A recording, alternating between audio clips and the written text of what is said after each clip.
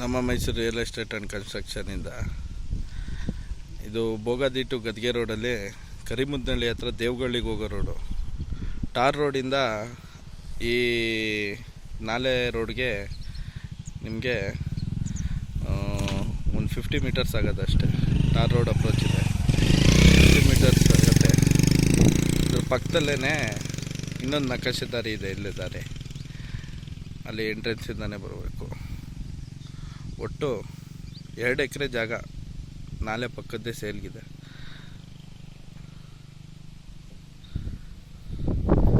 ಎರಡು ಎಕರೆ ಜಾಗ, ಅಲ್ಲಿ ಹಿಂದುಗಡೆ ಮಾವಿನ ತೋಪು ಕಾಣಿಸ್ತಿದೆಯಲ್ಲ, ಅಲ್ಲಿ ತನಕ, ಇಲ್ಲಿ ಎಂಟ್ರೆನ್ಸಿಂದ ಅಲ್ಲಿ ಮಾವಿನ ತೋಪು ತನಕ 2 ಎಕರೆ ಜಾಗ